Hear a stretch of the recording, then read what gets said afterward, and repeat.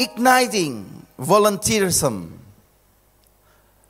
membangkitkan semangat volunteer ya. Dan tujuan tema ini adalah supaya jemaat Tuhan kembali bergairah untuk melayani Tuhan. Karena gairah itu perlu ditumbuhkan, perlu dibangkitkan. Alkitab bilang tubuh memang, roh memang penurut tetapi tubuh lemah. Makanya kita perlu membangkitkan terus semangat untuk kita melayani Tuhan. Kita perlu membangkitkan gairah kita ketika kita melayani Tuhan.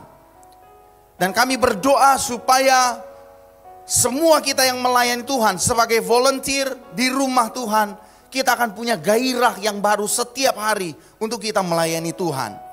Dan kami berdoa juga supaya teman-teman Metro Church Manado yang belum melayani Tuhan, juga mereka akan memberi dirinya untuk melayani Tuhan. Masih ada begitu banyak pelayanan yang membutuhkan uluran tangan saudara, keterlibatan saudara. Karena gereja kita, Metro Church Manado, itu didirikan bergerak karena pelayanan volunteer.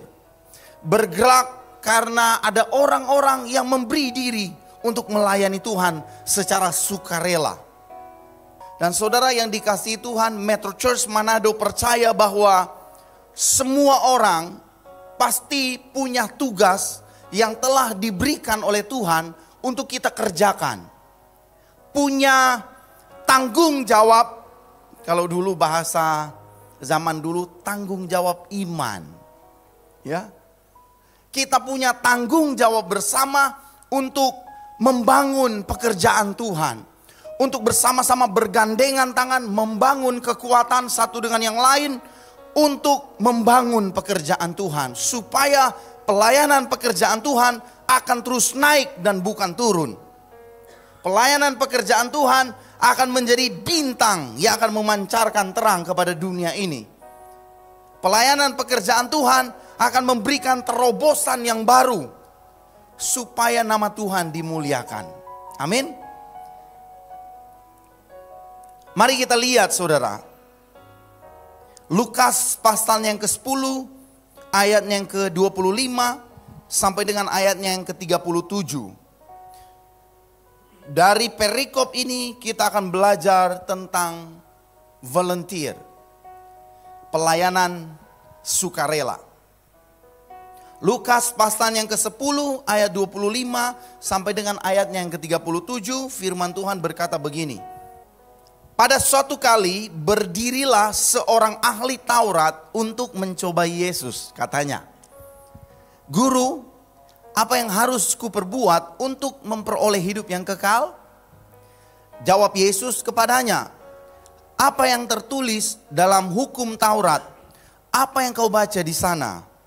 Jawab orang itu, kasihilah Tuhan Allahmu dengan segenap hatimu, dengan segenap jiwamu, dan dengan segenap kekuatanmu, dan dengan segenap akal budimu. Dan kasihilah sesamamu manusia seperti dirimu sendiri. Kata Yesus kepadanya, jawabmu itu benar. Perbuatlah demikian, maka engkau akan hidup. Tetapi untuk membenarkan dirinya, orang itu berkata kepada Yesus, dan siapakah sesamaku manusia? Jawab Yesus, adalah seorang yang turun dari Yerusalem ke Yeriko. Ia jatuh ke tangan penyamun-penyamun yang bukan saja merampoknya habis-habisan, tetapi yang juga memukulnya, dan yang sesudah itu pergi meninggalkannya setengah mati. Kebetulan ada seorang imam turun melalui jalan itu. Ia melihat orang itu, tetapi ia melewatinya dari seberang jalan. Demikian juga seorang Lewi datang ke tempat itu. Ketika ia melihat orang itu, ia melewatinya dari seberang jalan. Lalu datang seorang Samaria yang sedang dalam perjalanan ke tempat itu, dan ketika ia melihat orang itu, tergeraklah hatinya oleh belas kasihan. Ia pergi kepadanya, lalu membalut luka-lukanya sesudah ia menyiraminya dengan minyak dan anggur. Kemudian ia menaikkan orang itu ke atas keledai tunggangannya sendiri, lalu membawanya ke tempat penginapan dan merawatnya. Keesokan harinya ia menyerahkan 2 dinar kepada pemilik penginapan itu, katanya, rawatlah dia, dan jikalau kau belanjakan lebih dari ini, aku akan menggantinya waktu aku kembali. Siapakah di antara ketiga orang ini menurut pendapatmu adalah sesama manusia dari orang yang jatuh ke tangan penyamun itu? Jawab orang itu, orang yang telah menunjukkan belas kasihan kepadanya. Kata Yesus kepadanya, pergilah dan perbuatlah demikian. Efesus pasal 2 ayat 10 berkata begini, kita lanjut ke ayat selanjutnya. Karena kita ini buatan Allah, diciptakan di dalam Kristus Yesus, untuk melakukan pekerjaan baik yang dipersiapkan Allah sebelumnya. Ia mau supaya kita hidup di dalamnya. Di dalam bagian lain Matius 5 ayat 16 berkata begini, demikianlah hendaknya terangmu bercahaya di depan orang, supaya mereka melihat perbuatanmu yang baik dan memuliakan Bapamu yang di sorga.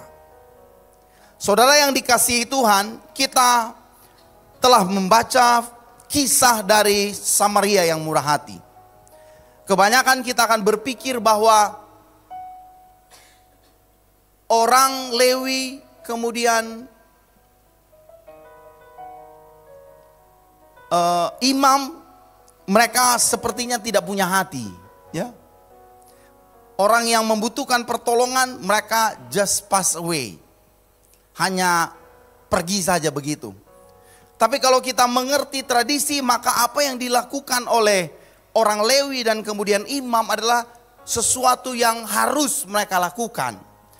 Karena kalau mereka menyentuh seseorang yang sudah mati, maka mereka akan disebut najis. Kalau mereka akan melayani, mereka tidak bisa melayani. Karena kenapa?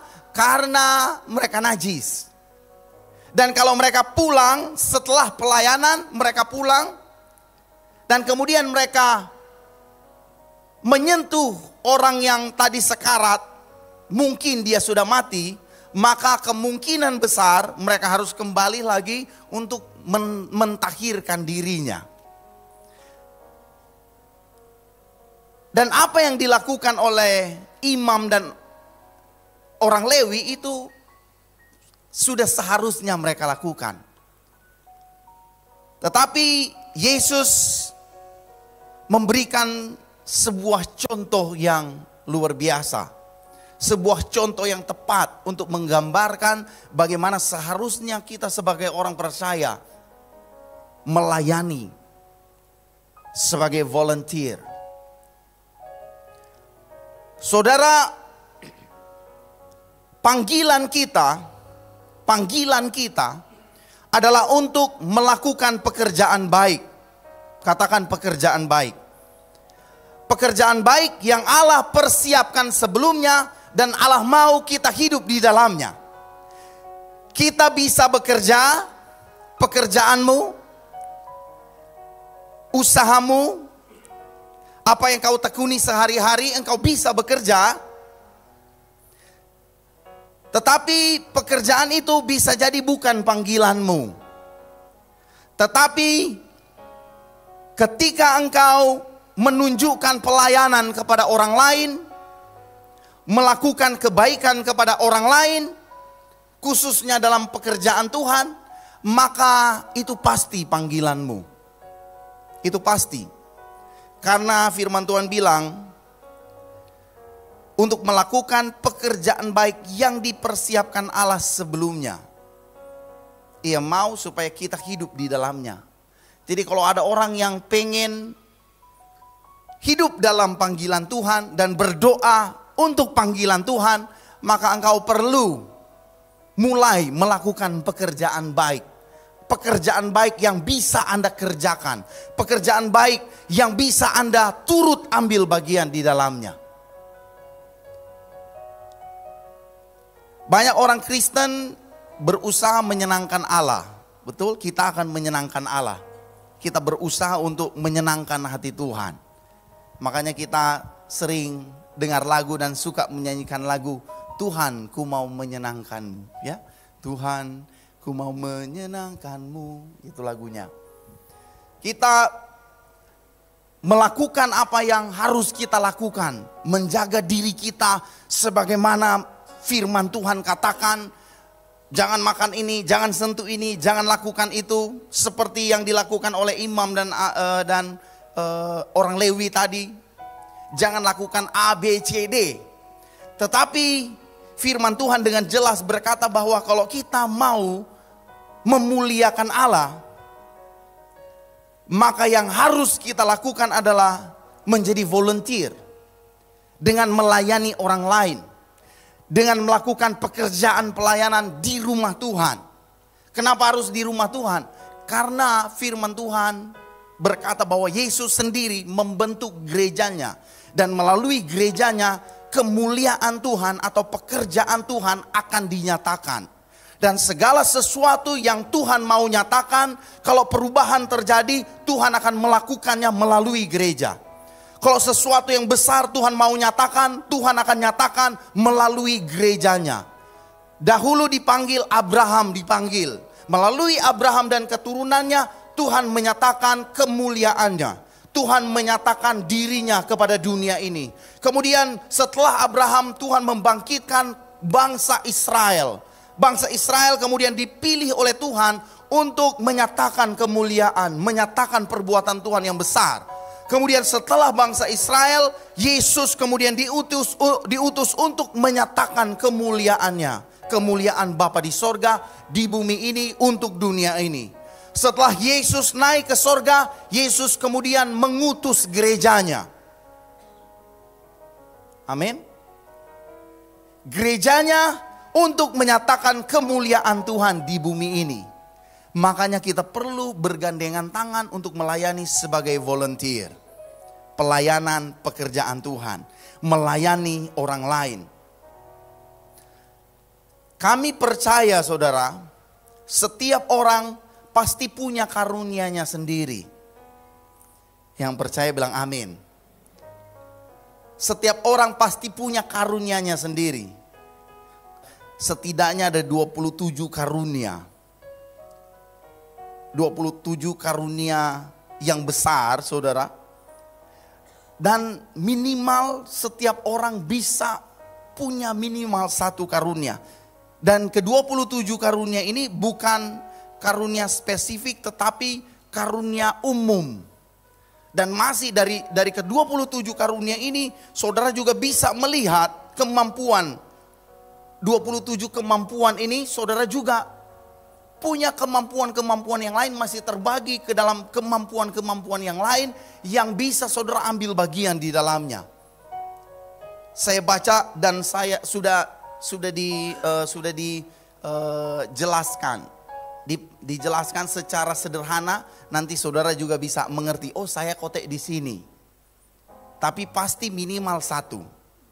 Kalau saya baca ini satu orang bukan hanya satu, minimal. Ada sekitar 27 saudara.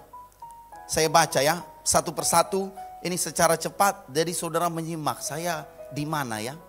Saya baca. Mari kita cek kemampuan kita. Yang pertama kemampuan artistik. Kemampuan artistik itu membuat konsep, dia bisa menggambar atau melukis atau memotret dan lain sebagainya. Itu kemampuan artistik. Dan kemampuan klasifikasi. Dia mensistemasikan dan mengarsipkan buku, data, catatan, dan bahan sehingga diambil dengan mudah. Ada yang suka rekam-rekam di sini? Sementara saya khotbah ada yang live. Ada bahkan yang sementara doa live. Haleluya. Puji Tuhan. Dia punya kemampuan artistik, ya. Kemampuan spesifikasi yang tadi mensistematiskan dan mengarsipkan buku, data, catatan dan bahan sehingga jadi mudah untuk dikelola. Kemampuan menyusun, menulis musik, kemudian lirik dan lain sebagainya. Kemampuan konseling, dia bisa mendengarkan dengan baik, kemudian memberi semangat, dia bisa memimpin dengan kepekaan. Kemudian kemampuan berhitung, dia suka dengan angka-angka, ya. Kemudian kemampuan dekorasi, mempercantik segala sesuatu. Kalau saudara lihat, ini pastor bagus kalau bikin begini di sudut situ, di tangga bikin seperti ini. Dia punya kemampuan artistik, kemampuan dekorasi. Kemudian mengembangkan kemampuan, dia bisa meningkatkan atau mengotak-atik segala sesuatu dan menjadikannya lebih baik. Kemudian memodifikasi.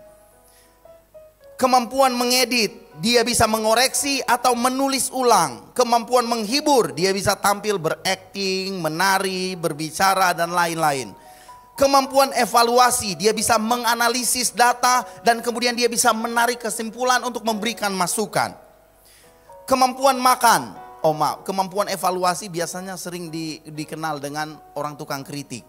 Kalau ada yang tukang kritik, tukang kritik dia, kamu berguna bagi tubuh Kristus. Tinggal dijadikan positif, ya. Kemudian kemampuan makan. Ada yang suka makan, tapi bukan itu maksudnya. Kemampuan makan di sini adalah membuat makanan.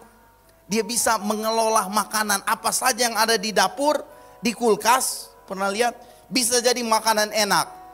Setiap bulan kita punya Metro Holy Kids yang harus dikasih makan makanan sehat.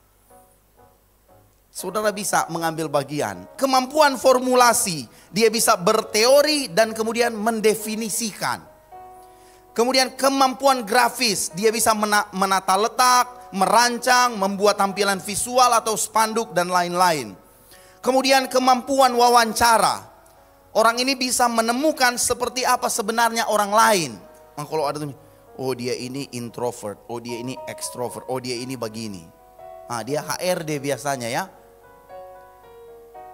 Kemampuan landscaping, dia bisa berkebun dan kemudian bekerja bercocok tanam. Landscaping. Kemampuan mengelola, mengawasi orang untuk menyelesaikan sesuatu tugas atau acara. Kemudian kemampuan operasi mekanik, mengoperasikan peralatan perkakas atau mesin. Kita juga punya driver di sini. Ada yang tahu bawa mobil, kita butuh orang untuk antar jemput anak dan jemaat juga. Kemampuan bermusik, menyanyi, memainkan alat musik dan kemudian mengarahkan. Kemampuan perencanaan, menyusun strategi, merancang dan mengatur program atau acara.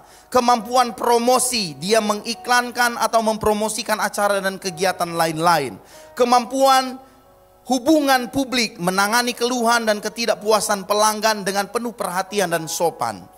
Kemampuan recall, mengingat atau mengingat nama dan wajah. Kemampuan perekrutan, merekrut dan memotivasi orang untuk terlibat.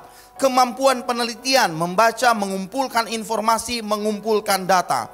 Kemampuan sumber daya, mencari dan menemukan bahan-bahan murah atau sumber daya yang diperlukan. Kemampuan perbaikan, dia memperbaiki, kemudian dia memulihkan dan kemudian dia memelihara segala sesuatu. Kemampuan pengawasan, mengkoordinasikan, mengawasi, mengarahkan dan memimpin. Dari bagian ini apakah saudara punya yang langsung dapat tahu, kita di sini, bilang amin. Saudara berguna bagi tubuh Kristus dan saudara diperlukan bagi tubuh Kristus. Yesus menggambarkan dengan sangat baik bagaimana seorang Samaria melakukan pelayanan volunteer. Kita lihat yang pertama saudara, pelayanan volunteer. Yang pertama, volunteer adalah dia yang melayani berdasarkan belas kasihan. Siapa yang punya belas kasihan di sini? Semua manusia, tidak ada manusia di dunia ini yang tidak punya belas kasihan. Amin. semua kita. Makanya pelayanan volunteer adalah pelayanan berdasarkan pelayanan belas kasihan. Makanya semua manusia, semua orang yang percaya terpanggil untuk mengambil bagian dalam pelayanan volunteer. Lukas pasal yang ke-10 ayat 33 berkata begini. Lalu datang seorang Samaria yang sedang dalam perjalanan ke tempat itu. Dan ketika ia melihat orang itu, tergeraklah hatinya oleh belas kasihan. Pelayanan terbaik adalah pelayanan yang berdasarkan belas kasihan. Kalau saudara tergerak untuk melayani, tergerak oleh belas kasihan, jangan tunda, segera ambil tanggung jawabmu, layani orang lain. Tanpa melihat siapapun dia. Orang Samaria segera mengulurkan tangannya karena belas kasihan. Sekalipun orang itu baru pertama kali dia temui. Mungkin saja dia seorang perampok yang komplotan, bekerja sebagai komplotan perampok. Dia salah satu yang mungkin diam di umpan, sebagai umpan kan. Oh, kelihatannya sudah cedera, kelihatannya sudah seperti ini. Dan kalau engkau berhenti, engkau bisa saja kena resiko dirampok. Tapi dia melayani berdasarkan belas kasihan. Ketika timbul belas kasihan di dalam hatinya, dia segera membantu. Pertanyaannya begini saudara, apa yang menggugah hati Anda di dalam pelayanan ini? Apa yang menggerakkan, menimbulkan belas kasihan di dalam hatimu, compassion di dalam hatimu, dan engkau bisa terlibat di dalamnya? Kalau sudah ada belas kasihan, compassion, mengetuk pintu hatimu, jangan tutup. Saudara cuma hoba, aduh belas kasihan. Saudara hitung, aduh $5 ini. Saudara hitung, ini $1, boleh buka dia. Cuma $1, tutup lagi. $20, jangan dulu. Kalau belas kasihan sudah mengetuk pintu hatimu, itu berarti engkau terpanggil untuk segera mengulurkan tanganmu sebagai volunteer. Beberapa waktu lalu ada orang yang datang menelpon saya dan kemudian, pastor, ada di gereja, saya segera ke gereja membawa semua perlengkapan sabun cuci tangan ada di situ, cuci baju enggak ada, maaf ya, cuci tangan ada, cuci toilet ada, wipol, sabun cuci piring ada, sabun pel ada. Dan bukan cuman 100 ml saudara. Banyak yang dibawa. Dan saya pikir, yuk nanti kalau itu nanti orang pi ambe atau bagaimana, atau dikirim saja. Orangnya sendiri yang bawa langsung ke gereja. Dia tergerak karena belas kasihan yang muncul. Waktu bercerita saya temukan, ini yang menggerakkan hatinya. Belas kasihan yang Tuhan kerjakan dalam hatinya. Saya tanya, kenapa? Bawa ini. Ya, waktu saya ke toilet, pastor, saya cari cuci tangan sudah tidak ada. Jadi tergerak hatinya oleh belas kasihan. Dan kemudian dia datang membawa, saya pikir cuma 1 galon. Ada banyak galon. Saya tanya kemarin, masih ada? Masih ada, pastor. Tapi saudara, kalau saudara melayani berdasarkan belas kasihan, ada sukacita yang Tuhan gerakkan. Ketika ada orang yang kemudian bersih tangannya karena sabun yang saudara bawa, saudara lihat, puji Tuhan. Ketika ada orang yang tidak sakit karena dia bersih, sabun yang kau bawa, engkau persembahkan, ada banyak orang yang kemudian merasakan manfaat dari apa yang kau persembahkan kepada Tuhan, apa yang kau kerjakan dengan tanganmu sendiri, maka engkau punya sukacita yang besar di dalam hatimu. Ada orang yang kemudian menyediakan makan. Tergerak hatinya, kasihan ini orang datang dari pagi. Dorang mau pulang makan lagi. Kung dorang mau balik lagi, sore lagi dorang pelayanan. Ada orang yang memberi diri untuk melayani. Ada orang yang masak. Ada orang yang mengirimkan, menyerahkan air minumnya untuk dibawa ke gereja. Ada banyak orang yang berkorban berdasarkan belas kasihan yang Tuhan gerakkan di dalam hatinya. Kalau ada belas kasihan, sobat toki patorong hati, jangan keraskan hati. Karena Tuhan memanggil engkau untuk terlibat di dalam pelayanan volunteer. Seperti orang Samaria ini, kita nggak tahu namanya siapa. Mungkin namanya Niko, seorang Samaria yang murah hati. Nggak ditulis namanya, nggak ada saudara. Demikian juga pelayanan volunteer kadang tidak dilihat oleh orang lain. Tetapi saudara harus tahu bahwa yang menceritakan kisah ini adalah Yesus sendiri.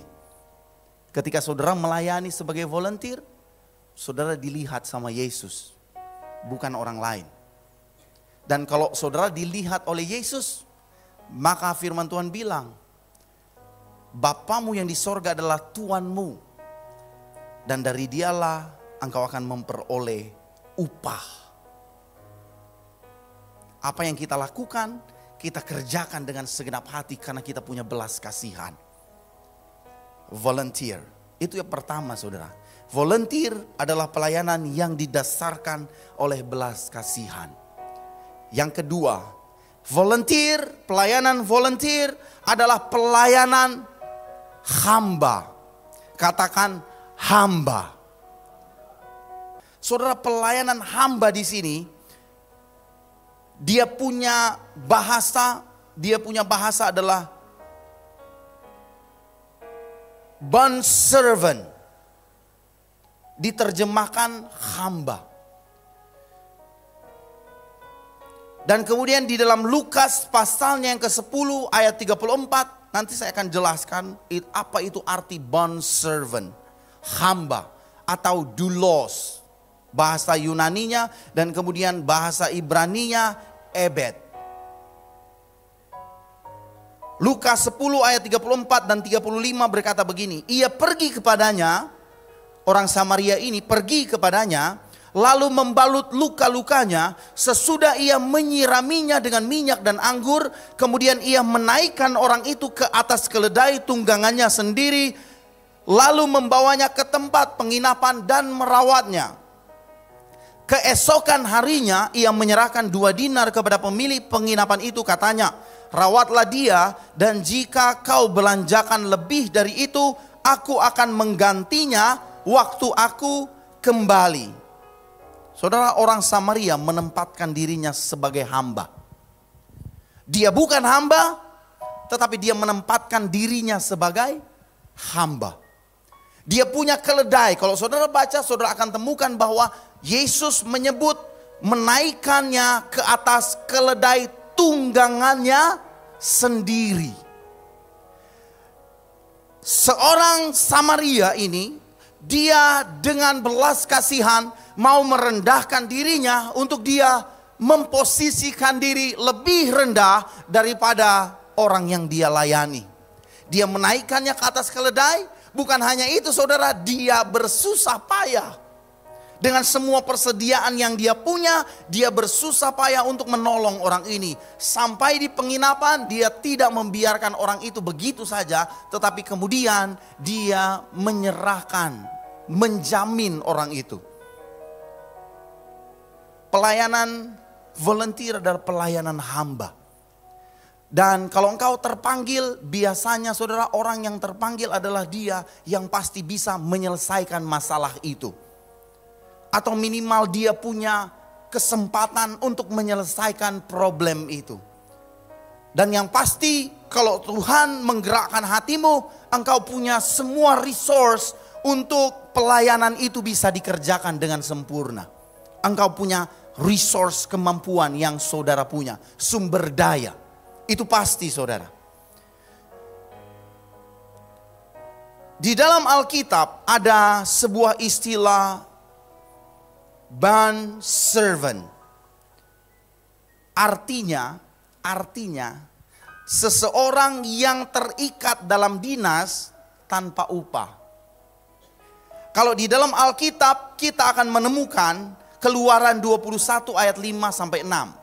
Keluaran 21 ayat 5 dan 6 bilang begini. Tetapi jika budak itu dengan sungguh-sungguh berkata, Aku cinta kepada tuanku, kepada istriku dan kepada anak-anakku. Aku tidak mau keluar sebagai orang merdeka. Maka haruslah tuan itu membawanya menghadap Allah, lalu membawanya ke pintu atau ke tiang pintu, dan tuannya itu menusuk telinganya dengan penusuk, dan budak itu bekerja pada tuannya untuk seumur hidupnya. Jadi Paulus menggunakan kata doulos, hamba, bound servant. Orang yang seharusnya merdeka, tetapi dengan kerelaan hati, dengan sukacita, dia memperhambakan dirinya.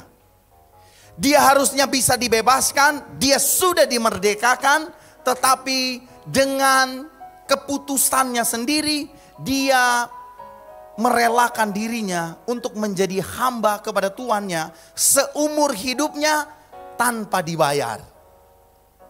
Ini gambaran yang terbaik untuk volunteer. Ada kan yang lain volunteer, tapi volunteer nanti dapat makan siang. Tuh. Volunteer tetapi nanti dapat transport.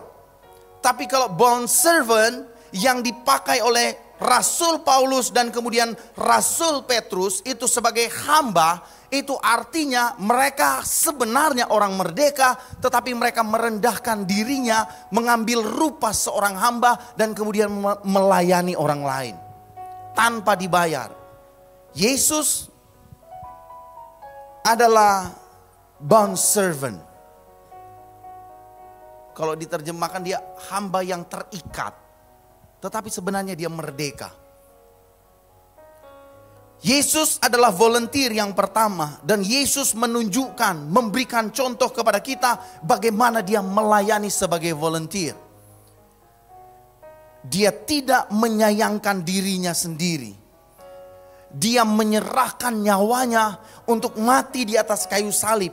Dia menyerahkan semua yang dia miliki untuk menebus dosa kita manusia. Dia menunjukkan bahwa pelayanan volunteer adalah pelayanan yang tidak mementingkan dirinya sendiri. Makanya firman Tuhan bilang, dia mengambil rupa seorang hamba dan menjadi manusia. Dia yang memiliki kedudukan yang setara dengan Allah, kemudian dia merendahkan dirinya. Tidak menganggap kesetaraan dengan Allah sebagai milik yang harus dipertahankan, melainkan telah mengosongkan dirinya sendiri dan mengambil rupa seorang hamba, bond servant, doulos. Itulah dasar pelayanan volunteer. Ketika engkau melayani sebagai volunteer, maka engkau perlu melihat bahwa apa yang telah Yesus lakukan kepada dirimu. Apa yang Yesus telah kerjakan di dalam atas hidupmu, itulah yang menjadi dasar bagi kita untuk melayani sebagai volunteer.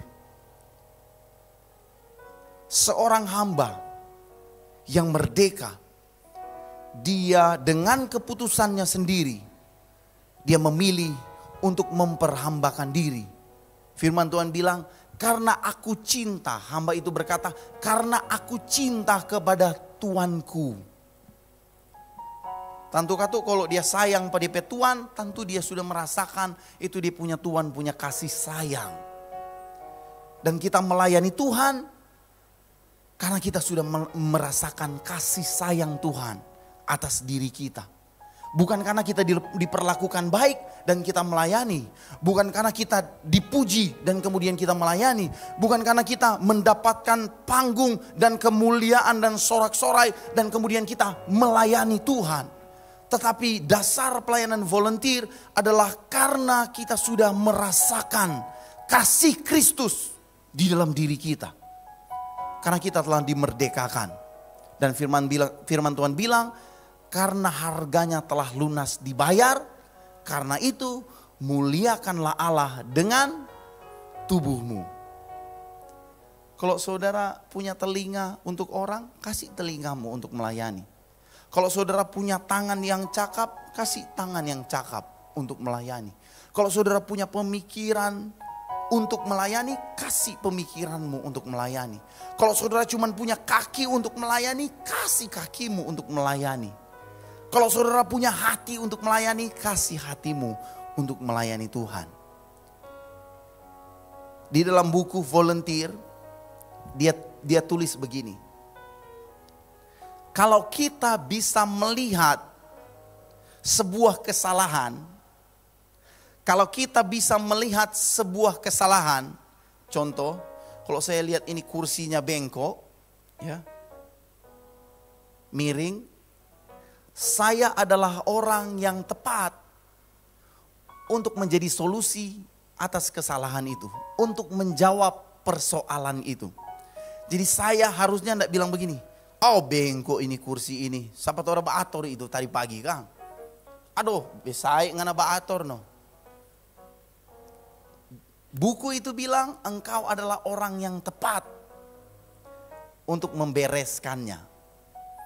Fix it, membetulkannya, membenarkannya.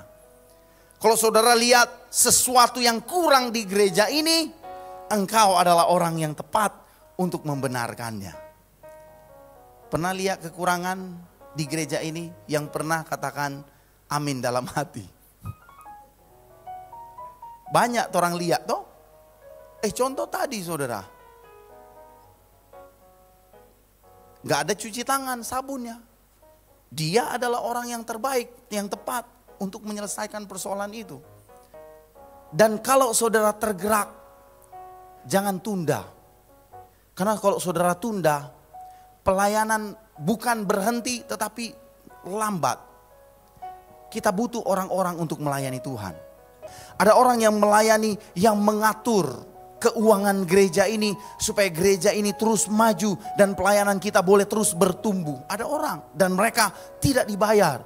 Ada orang yang setiap hari ditanya, boleh antar akang itu oto anak-anak? Mungkin dia punya pekerjaan lain, tetapi dia mengesampingkan pekerjaannya dan kemudian dia bilang, siap, saya bisa berdriver pastor. Ada orang yang mungkin di rumahnya dia sedang bekerja, tetapi karena ada kebutuhan pelayanan, dia siap melayani Tuhan. Kalau Anda tergerak, dipanggil dan digerakkan oleh belas kasihan, saudara berilah dirimu untuk melayani Tuhan sebagai volunteer. Lukas pasal 10 ayat 28. Lukas 10 ayat 28 bilang begini. Kata Yesus kepadanya, jawabmu itu benar. Perbuatlah demikian, maka engkau akan hidup. Kalau engkau melayani sebagai volunteer, selalu akan ada sukacita yang besar ketika engkau ambil bagian dalam pelayanan pekerjaan Tuhan. Kalau engkau melayani sebagai volunteer, selalu ada kehidupan yang tercipta karena pelayanan yang kau kerjakan. Dan pelayanan yang menghidupkan, pelayanan yang menghidupkan adalah pelayanan di rumah Tuhan. Karena kita menyelamatkan jiwa-jiwa bagi kerajaan sorga. Ayo kita bergairah dan melayani Tuhan sebagai volunteer. Bilang sama-sama, aku volunteer. Karena aku punya belas kasihan. Kita punya belas kasihan.